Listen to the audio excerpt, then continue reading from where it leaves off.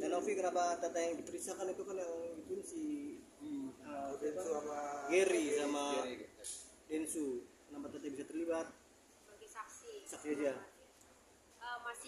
Masih tahap klarifikasi seluruhnya ya, jadi belum statusnya belum naik kemana-mana, jadi masih semuanya diklarifikasi. Sebenarnya saudara Gary udah dipanggil tapi belum datang, Bang Densu juga dipanggil, kemungkinan besok ya. Tapi Teh Novi secara pribadi ngerasa ikut andil gak sih uang itu lari ke NTT? Iya, kalau mengetahui dari publik pasti mengetahui ya, tapi kalau kemudian mengikuti kesepakatan yang ada tertulis itu tidak ada sama sekali. Saya mungkin sedikit menanggapi soal tuduhan yang penggelapan katanya donasi kemarin sampai dituduhkan katanya kita beli mobil. Bagaimana sih dari Mas Giri sendiri? Gimana? Yang soal tuduhan kemarin kan beli mobil atas nama pribadi.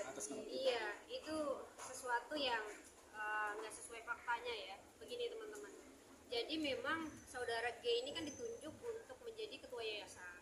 Terus kemudian katanya dia melakukan audit keuangan yayasan.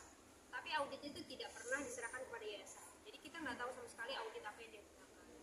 Terus kemudian yang dia sampaikan kemarin, adanya penggelapan itu sebenarnya harusnya disampaikan sesuai faktanya. Jadi faktanya itu adalah tidak tervalidasi. Jadi uang itu ada yang tidak tervalidasi.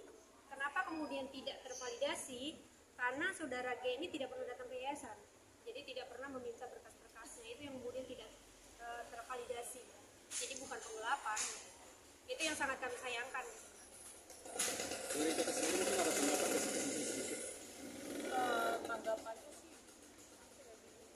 Iya. prosesnya yang udah terlalu lama, saya juga kayak udah agak ngeblank kalau misalnya ditanyain kasus ini berulang-ulang kita jawab dengan pemberitahuan yang ada lagi yang buat saya tuh harusnya nggak perlu, dan tadinya preskon kemarin harusnya tidak perlu karena mereka bukan siapa-siapa lagi, itu bukan orang-orang yayasan tapi mereka memberikan statement terkait yayasan. Buat saya itu over banget ya. Iya. Harusnya audit keuangan itu ditunjukkan kepada yayasan dan juga kepada institusi-institusi terkait. Nah itu kemudian tidak ditunjukkan tapi di preskonkan di media di halayak ramai dan menyampaikannya sepotong-sepotong gitu. Harusnya dia sampaikan saja bahwa data itu tidak tervalidasi. Kenapa tidak tervalidasi? Karena memang saudara G ini tidak pernah melakukan rapat di yayasan, tidak pernah datang ke yayasan. Bagaimana kemudian bisa tervalidasi? Jadi dia hanya berdasarkan mutasi rekening saja. Dan mutasi rekeningnya teman-teman perlu diketahui, saudara G ini menjabat jadi ketua 2025 awal ya, tapi dia meminta mutasi rekening di perbankan 2022. Jadi sebenarnya ada etikat tidak baik sebenarnya yang dilakukan oleh saudara G untuk mencari-cari kesalahan yayasan. Jadi dia premutasi itu dari 2022 sampai 2025 yang dia bahas itu hanya 90 juta. Sedangkan 90 juta itu sudah ada pertanggungjawaban. Kalau emang mungkin sebelum-sebelumnya ada delik-delik yang lain, mungkin dia akan memberikan statement. Mungkin nggak ketemu, jadi dia hanya mempermasalahkan 90 juta. Berarti kita sendiri sudah melaporkan kemarin mungkin lewat Sudah kita laporkan. Saudara G dilaporkan sudah kita siapa? laporkan. Saudara G dengan saudara P sudah kita laporkan. Atas 374 penggelapan dalam jabatan. Tanopi sendiri kan kabarnya udah dilaporkan sama Mas Giri, mungkin tanggapannya seperti apa? Sampai hari ini kita belum menerima panggilan ya. Jadi kalau memang mereka melaporkan maka kami sangat senang sejujurnya, sehingga ini halayak ramai kemudian mendapatkan jawaban gitu ya seutuhnya siapa yang kemudian melakukan kesalahan di dalam yayasan ini gitu. Dan apalagi statement-statement yang menyatakan bahwa ada pemalsuan di yayasan ya, terus ada penggunaan menggunakan salah satu tanda tangan inisial A itu ya, itu sangat kami sayangkan. Jadi yang sebenarnya terjadi adalah Ibu P ini menyampaikan kepada saya bahwa karena dia sakit dan berada di Jogja, maka dia berinisiatif untuk menghubungi saudara A untuk melakukan elektronik, tanda tangan elektronik namanya. Nah, chatnya beliau itu kita simpan. Jadi kalau misalkan ada pelaporan terhadap pemalsuan itu kami siap menghadapi.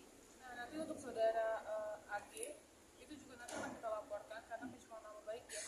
Itu jelas kita ada buktinya, tapi dia memberikan statement seolah-olah tidak ada buktinya ya tentang tanda tangan tersebut.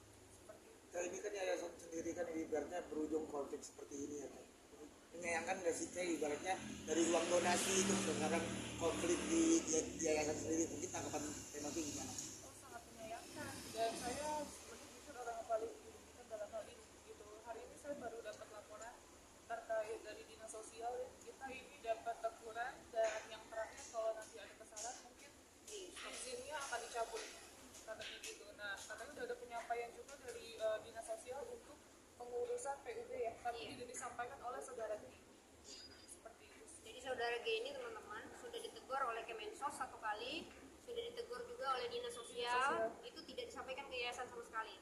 Nah kami yang kemudian mencari tahu ke Kemensos dengan Dinsos akhirnya gitu, karena memang polemik ini kan berkepanjangan dan saudara G ini muncul dengan sesuatu yang tidak valid gitu, itu yang sangat kami sayangkan. Padahal Mensos itu sendiri awalnya kan di November tuh mendukung banget ya terkait hal ini, malah sekarang malah jadi begini gitu. Tapi satu lagi yang harus kita garis besar itu terkait uangnya 90 juta itu yang katanya untuk mobil saya itu jelas kebutuhan untuk anak saya ya, kebutuhan untuk anak saya. Kita membeli mobil itu cash dan 90 juta itu sudah dipertanggungjawabkan.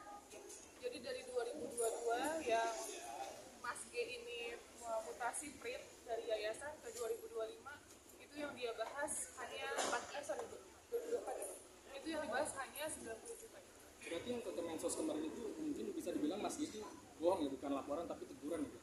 Iya, teguran. Iya, kita ada suratnya, bersurat. Kita dapat suratnya dari Kemensos dan itu Kemensos menyatakan dia tidak pernah mengarahkan untuk saudara G bertindak dan untuk atas nama yayasan. Ini kan berlarut-larut ya, Nek. Banyak kerugian juga nggak sih yang dialami pada yayasan sendiri? Banyak banget, mulai dari endorsement banyak yang cancel karena kemarin seperti ini kan. Terus yang kedua, YouTube saya nggak ada yang jalan sama sekali, view-nya juga anjlok kalau algoritmanya turun. Terus pekerjaan, keluarga yang mempertanyakan banyak banget. Tapi kenapa sih mungkin orang-orang yang udah bukan di yayasan masih speak up anggaran-anggaran Masih sekitar ya aneh. Kalau buat saya pribadi, Ibu P itu pada saat ditanyakan kenapa alasan dia memberikan statement tersebut atau dia speak up untuk saat ini, katanya alasannya sakit hati karena ditegur. Buat saya, dia namanya saya leader atau saya atasan, menegur ketika ada karyawan yang salah. Masa nggak boleh? Kan harusnya boleh aja. Dan menurut saya menegur pun dengan bahasa manusia kok, dengan bahasa yang baik. Nggak ada namanya saya berbicara kasar atau buruk lah gitu terhadap Ibu P tersebut. Berarti perihal ancaman itu juga nggak ada ya, Dek? Ancaman apa? Kan Popin mengaku ada segi dari ancaman. Ibu P ini begini ya teman-teman. Saya sebenarnya dia sebenarnya komunikasi itu ke saya, Ibu P ini. Dia menyampaikan hal-hal yang berbeda gitu. Baik itu terhadap saudara G gitu, terhadap saudara DS gitu. Dia menyampaikan hal-hal yang berbeda kepada kami gitu. Untuk saudara G aja dia menyampaikan bahwa saya diancam, saya apa segala macam gitu ya. Terus kepada DS dia menyampaikan kepada kami bahwa kalau saya keluar dari yayasan nanti saya akan dijamin oleh saudara DS dan dipekerjakan oleh saudara DS. Itu kami punya bukti rekamannya. Jadi Ibu P itu menyampaikan itu ke kami. Tiba-tiba dia respon terus kemudian memojokkan klien kami gitu. Itu yang sangat kami nggak masuk di akal kami ya. Berarti menurut Teteh ada tekanan dari luar juga dong? Saya nggak tahu kalau ada tekanan dari luar, tapi yang jelas Ibu P itu sudah tidak aktif ya, jadi dia jatuh di Jogja, terus tulang ekornya dia patah, dan bulan September itu saya ingat banget dia sudah tidak aktif bekerja di Jakarta. Biasanya kalau kerja sama saya dia emang sering di Jogja tapi sering bolak-balik ke Jakarta seminggu atau 15 hari. Itu sudah tidak aktif dari bulan September sampai bulan Januari, dan saya masih menggaji dia secara full. Jadi pada saat dia mau memberikan statement, saya makanya kaget banget dan shock, gemeter. Kok bisa orang terdekat saya yang notabene saya kenal beliau 2012 memberikan statement yang menjatuhkan saya di media seperti itu sih. Dan yang saudara AG itu adalah teman satu angkatan saya di airlines. Dia waktu itu di PHK, dia divorce juga, dan dia meminta pekerjaan sama saya. Dan waktu itu saya hanya ada lowongan sebagai driver. Dan dia berkenan saya gaji.